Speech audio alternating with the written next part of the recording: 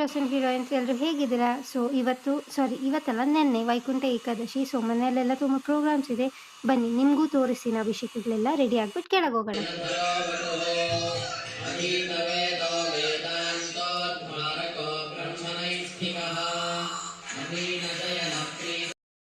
ಮನೆಯಲ್ಲಿ ದೇವ್ರಿಗೆಲ್ಲ ಅಭಿಷೇಕ ಮಾಡಿದ್ವಿ.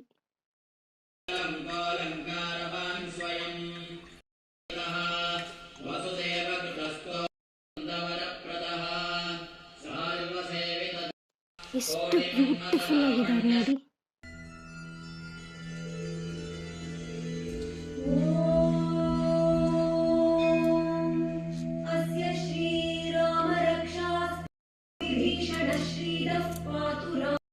ಸೊ ಮನೆಯಲ್ಲಿ ಪೂಜೆ ಮಾಡಿದ್ದಾಯಿತು. ಸೊ ಹೊರಗೆ ಹೋಗೋಣ ಬನ್ನಿ.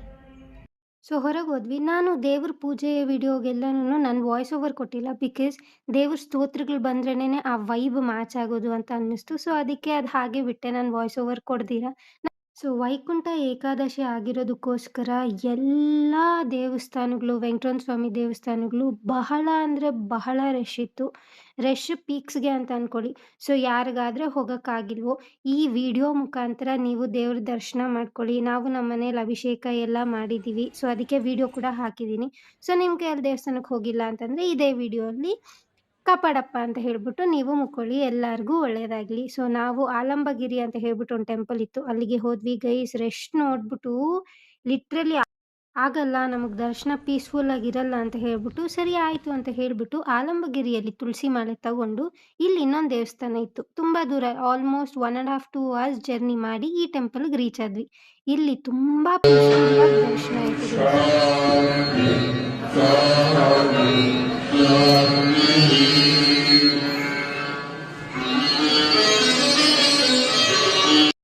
ಸೊ ಹಾಗೆ ಸ್ವಾಮಿನ ಉಯ್ಯಾಲೆ ಮೇಲೆ ಕೂರ್ಸಿರ್ತಾರಲ್ವ, ಹಾಗೆ ನಮಸ್ಕಾರ ಮಾಡ್ಕೊಂಡು ಹೋಗೋಣ ಅಂದರೆ ಅಲ್ಲಿರೋ ಪೂಜಾರಿಲಿ ಹೇಳ್ತಿದ್ದಾರೆ ಆ ಥರ ಪುಷ್ ಮಾಡಬೇಡಿ ದೇವ್ರನ್ನ, ವಿಗ್ರಹಗಳೆಲ್ಲ ಅಲ್ಲಾಡ್ತಿತ್ತು ಅಂತ. ಬಟ್ ಜನರು ಕೇಳ್ತಾರಾ?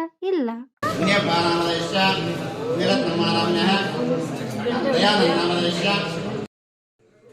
ಹಾಗೆ ಅರ್ಚನೆ ಮಾಡಿಸಿ ಪ್ರಸಾದ ತಗೊಂಡು ಪಲಾವ್ ಮತ್ತು ಸ್ವೀಟ್ ಉಂಡೆ ಕೊಟ್ಟಿದ್ರು.